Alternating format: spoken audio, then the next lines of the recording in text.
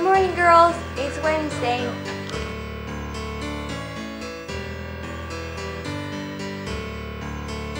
Your bubbles are not reality, it's inside your head, making you. This is my nephew, Paul. He's here to visit for the retirement. Go and play with it. Hey, Paul. There you go. There's your Paul. There you go. Oh, look at this handsome man. Can I just tell you how annoying it is when your mother takes pictures and decides to send them to the family without telling you? And then she somehow manages to pick every single picture that makes you look like a doofus. Yeah, well, my mom does it all the time, including today.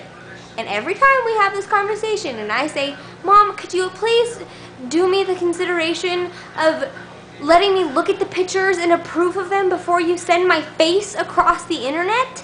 And she says, it's not all about you. Well, if my face is splattered, plastered across every picture, I think it has, you know, a little bit to do with me.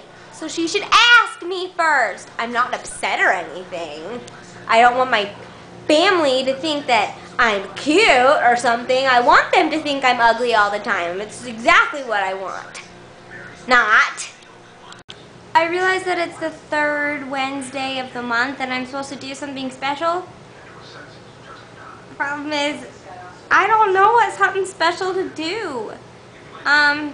So until then, I will give you a book review, and I know that's Sarah's thing, but I got nothing else. So, this is called Into the Wild by, what's his first name? Jon Krakauer. So good. I didn't think I would like it, but I couldn't put it down once I started reading it.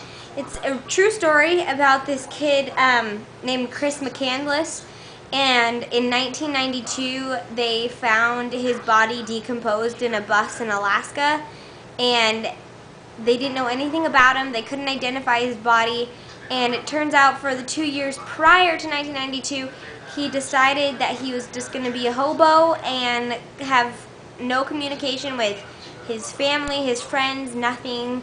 So he hitchhiked around the United States for 2 years, ended up in Alaska.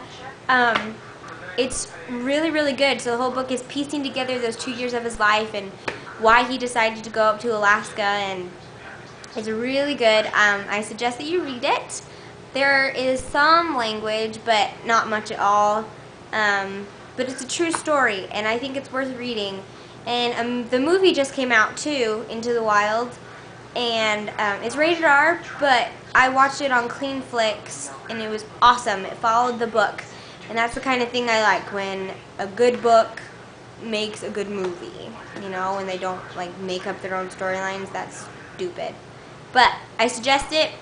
It's called Into the Wild, Jon Krakauer. Do it. So, something that makes me happy is recycling, and I'm gonna film myself happy dancing. You know why? Because I'm the only one home, so I have to happy dance and film myself. Oh my goodness, my brother's engaged. I knew he was gonna get engaged for like 3 weeks, but he finally popped the question. They were in town for my dad's retirement, which was awesome, by the way, and then I drove them to the temple, and they were off to the side, like where the brides come out. Anyway, and so I was like peeking my head around, and I was on my hands and my knees in my dress and stuff, and I was like looking at them, and people were looking at me thinking, what the heck is she doing? But I don't care, because I was spying on them because they were getting engaged. And they couldn't stop kissing each other, and I wanted to puke. But I guess they're happy and my brother's engaged, so it doesn't matter, right? And I'm pretty sure I'm moving the camera all over the place. Sorry, my hand's kind of tired. Nissa, I'll see you tomorrow.